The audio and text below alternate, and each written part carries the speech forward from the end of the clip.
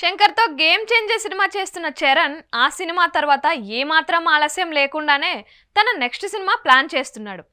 RC16 సినిమాగా వస్తున్న ఈ మూవీని బుచ్చుబాబు డైరెక్ట్ చేయనున్నారు.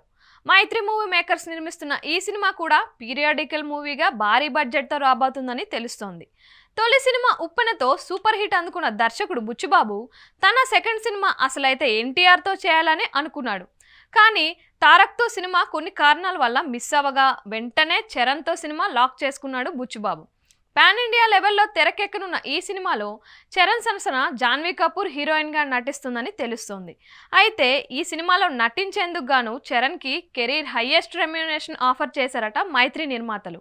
RRRతో గ్లోబల్ రేంజ్ క్రేజ్ తెచ్చుకున్న చరణ్ ప్రతి సినిమాకు 50 కోట్ల దాకా రెమ్యూనరేషన్ అందుకుంటున్నారు.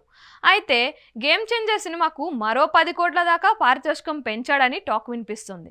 ఇక ఇప్పుడు బుచ్చుబాబు సినిమాకు మరో 20 కోట్లు అంటే మొత్తం 70 నుంచి 80 కోట్ల దాకా రామ్ చరణ్ రెమ్యూనరేషన్గా అందుకుంటున్నారని తెలుస్తోంది. స్టార్ హీరోల రెమ్యూనరేషన్ విషయంలో కొంతమంది వ్యతిరేకంగా మాట్లాడినా వారికి అంత ఇచ్చేది ఎందుకో వారు చేస్తున్న కష్టం, సినిమాకు వారి వల్ల జరిగే బిజినెస్ లెక్కలు చూస్తే అర్థమవుతుంది.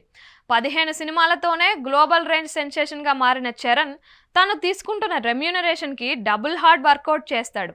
సినిమాకు డబుల్ ఇంపాక్ట్ కలిగేలా చేస్తాడు. గేమ్ చేంజర్ రిలీజ్ అనంతరం బుచ్చుబాబు సినిమాకు పనిచేయనున్నాడు చరణ్. RC16 సినిమాకు రత్నవేలు సినిమాటోగ్రఫీ అందించనున్నారు. త్వరలో సెట్స్ మీదకు వెళ్లనున్న ఈ సినిమాపై మెగా ఫ్యాన్స్ భారీ అంచనాలు పెట్టుకున్నారు.